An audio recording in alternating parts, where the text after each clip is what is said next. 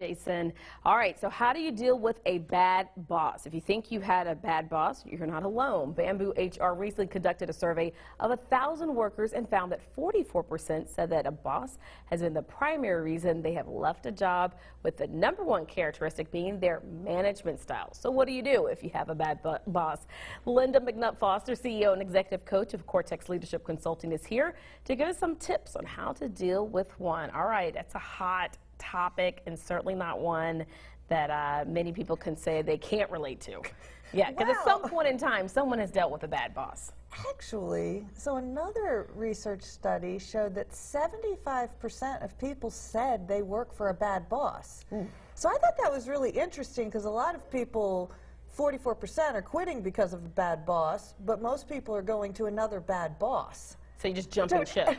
Right. From one You're bad jumping boss ship. So to the another. answer isn't just to jump ship. Oh, gosh. Right? I know. All right. That seems like an easy win. So then what do you do if you find yourself in a situation where you have a bad boss? Well, #1, I think you need to be a little compassionate. If you've never done their job, I will say in training leaders, leaders have a lot of compassion for other leaders, because they understand that there's so many components to a job that other people don't know about, and they actually can't tell you about a lot of times when you're working. So a lot of people get a lot more compassion when they actually get promoted into that position, and they're like, oh, I didn't know all of that was going on and what I had to sort of navigate. No wonder I was so mad at my boss all the time. I didn't know what he was going through or she was going through. All right, but what if they're, okay, Lynda, but what if they're not going through anything? They really are just not an adequate boss, be it that it's their management style, or they talk rudely to you, or they talk about you, or whatever it might be. What do you do in that situation when you find yourself in an environment with someone who's not supportive, who's not helping you?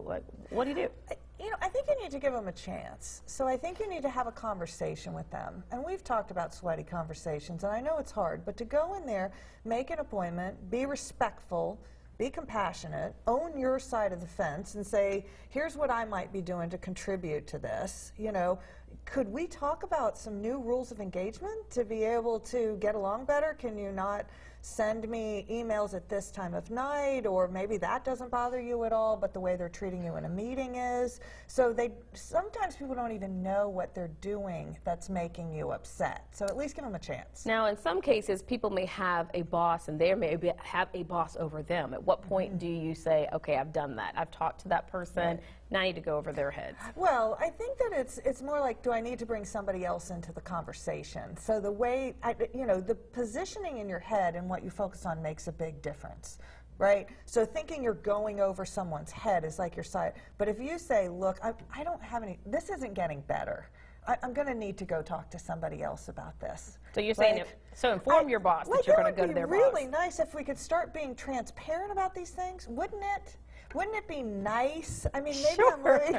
I don't know, Lynda. I mean, I think that's ideal. You know, that is ideal, but I don't know that I can look at my boss and be like, man, look, this is not working, so I'm going to go to your boss. Well, here's what I can say is that when you feel like there is no choice, which there is in many situations, I totally get that, a good between would be HR.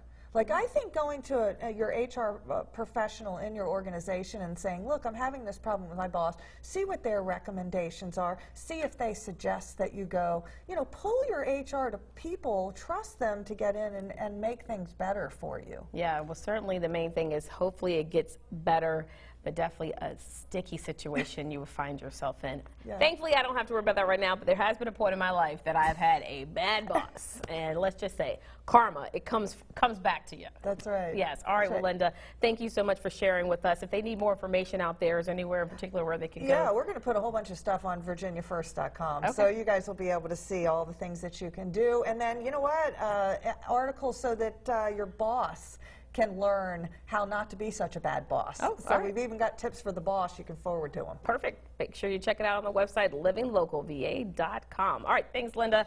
Still to come here on Living